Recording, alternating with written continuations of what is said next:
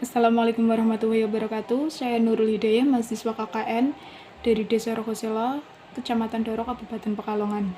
Saya akan memaparkan program kerja KKN saya. Yang pertama ada identifikasi potensi dan masalah di lokasi KKN.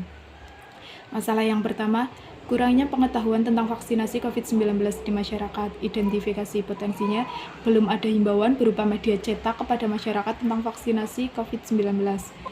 Program yang saya lakukan memberikan himbauan dengan media cetak tentang vaksinasi COVID-19 dan penyuluhan pencegahan COVID-19 dengan program hidup sehat, seperti himbauan tentang vaksinasi COVID-19, himbauan menggunakan masker, himbauan mencuci tangan dengan sabun, dan himbauan menjaga jarak. Untuk masalah yang kedua yaitu kurang adanya fasilitas cuci tangan di lingkungan masyarakat. Identifikasi potensi, banyaknya botol plastik bekas yang dapat dimanfaatkan untuk wadah sabun cuci tangan. Jadi program yang saya lakukan, sosialisasi cara mencuci tangan yang tepat dan benar dengan pengadaan sabun cuci tangan menggunakan botol bekas tersebut ya. Jadi nanti kita membuat sabun cuci tangan dan wadahnya itu membuat dengan botol bekas yang ada di lingkungan kita. Nanti membuat sabun cuci tangan itu sendiri ya, membuat sendiri, dan botol bekas itu menjadi wadahnya. Masalah yang ketiga, selama adanya virus COVID-19, anak usia sekolah yang dirumahkan belum mendapatkan pendampingan belajar secara intensif. Pendampingan yang dilakukan orang tua kepada peserta didik atau anak-anaknya itu belum maksimal karena banyak orang tua yang tidak menguasai materi anak-anaknya tersebut dan kesibukan dari orang tua itu sendiri, sehingga anak-anak usia sekolah sulit untuk melakukan bimbingan belajar secara intensif. Identifikasi potensi, anak usia sekolah membutuhkan adanya pendampingan belajar secara intensif yang dapat dilakukan oleh masyarakat setempat, seperti peserta didik jenjang atasnya, misal SMA gitu, bisa mengajari peserta didik jenjang bawahnya seperti SMP dan SD gitu, karena yang SMA kan jenjangnya lebih atas, pasti lebih mengetahui materi-materi. Jadi nanti bisa membantu anak-anak yang masih SD dan SMP. Program yang saya lakukan tentunya pendampingan belajar secara intensif. Masalah yang keempat, penanaman tanaman obat dan tanaman sehat belum sepenuhnya dilakukan secara mandiri oleh masyarakat setempat. Identifikasi potensi, wilayah dengan iklim tropis dan adanya lahan kosong dapat dimanfaatkan warga untuk penanaman tanaman obat dan tanaman sehat seperti jahe, lengkuas, dan sayur-sayuran. Program yang akan saya lakukan, pengadaan tanaman obat dan tanaman sehat. Mungkin nanti kita bisa menanam bersama ya, menanam tanaman sehat itu secara bersama atau bisa juga secara mandiri. Masalah yang kelima, pemasaran kerupuk gadung. Kerupuk gadung adalah kerupuk khas Rokoselo dan Rokoselo Toya, yaitu air mineral asli Rokoselo, dan itu ada pabriknya ya. Air mineral asli Rokoselo itu baru berdiri sekitar 1 tahun. Yang penjualannya itu cakupannya masih lokal, jadi belum, mungkin yang luar Rokoselo itu belum mengetahui kalau di Rokoselo ada pabrik air mineral yaitu Rokoselo Toya. Dan nanti kita akan melatih digital marketing untuk penjualan kerupuk gadung dan Rokoselo Toya agar cakupannya lebih luas, tidak hanya di Rokoselo doang ya. Masalah yang keenam, terdapat sampah di sungai yang terbawa air ketika banjir.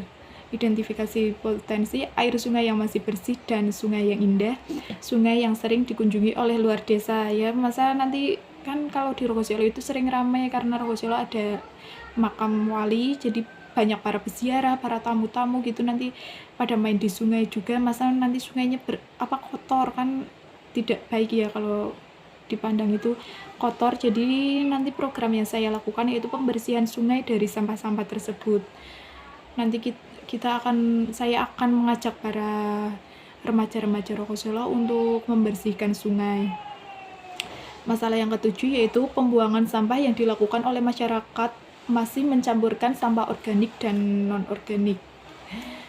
Identifikasi potensi, sampah organik bisa dijadikan pupuk dan sampah non-organik masih bisa dijual secara kilauan. Program yang akan saya lakukan, penyuluhan pemisahan sampah organik dan sampah non-organik. Jadi nanti kita ada penyuluhan, saya maksudnya ada penyuluhan pemisahan sampah organik dan non-organik agar tidak tercampur ya. Itu masalah dan potensi.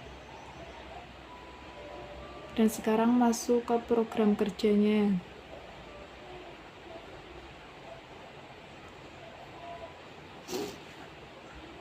Metrik program kerja. Yang pertama ada bidang kesehatan. Program kerja yang akan saya lakukan yaitu program fisiknya pembuatan media informasi offline, yaitu brosur tentang vaksinasi COVID-19. Jadi nanti akan ada brosur vaksinasi COVID-19 yang ditempel di sekitar pos kamling itu atau di tiang-tiang yang kemungkinan nanti banyak orang yang melihat itu. Kita tempel itu brosur tentang vaksinasi COVID-19 karena di Rogoselo sama sekali belum ada media offline tentang vaksinasi COVID-19 di Rogoselo sendiri itu belum ada. Jadi nanti saya akan membuat brosur dan membagikannya kepada masyarakat juga. Dan program non-fisiknya adanya penyuluhan kepada masyarakat terkait vaksinasi COVID-19. Jadi warga bisa mengetahui program informasi mengenai vaksinasi COVID-19 di masa pandemi. Ya, karena di sini belum ada brosur tentang vaksinasi COVID-19. Jadi tentu saja masyarakat pasti belum mengetahui tentang vaksinasi tersebut. Nanti saya akan mengadakan penyuluhan. Dan untuk bidang kesehatan ini nanti yang fisik, program fisik mungkin saya akan membuat sabun cuci tangan menggunakan botol bekas sebagai wadahnya. Untuk bidang ekonomi, sosial dan ketahanan pangan, program fisik pengadaan tanaman obat dan tanaman sehat.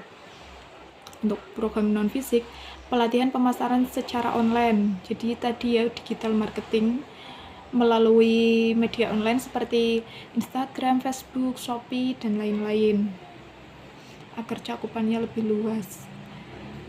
Untuk bidang peduli lingkungan, program fisiknya pembersihan sungai. Nanti pembersihan sungai akan dilakukan oleh saya dan pemuda-pemuda Rogoselo atau remaja-remaja Rogoselo. Dan non-fisiknya penyuluhan sampah organik dan non-organik, yaitu pembuangan sampah sesuai dengan jenisnya agar tidak tercampur. Untuk bidang yang keempat yaitu hukum dan pendidikan. Program fisiknya pengadaan tempat pendamping belajar secara intensif, yaitu tempat les. Jadi nanti ada tempat lesnya. Dan untuk non-fisiknya pendampingan belajar secara intensif. Ya nanti ada relawan pendampingan belajar gitu ya di tempat les tersebut. Sekian yang bisa saya sampaikan, kurang lebihnya mohon maaf. Wassalamualaikum warahmatullahi wabarakatuh.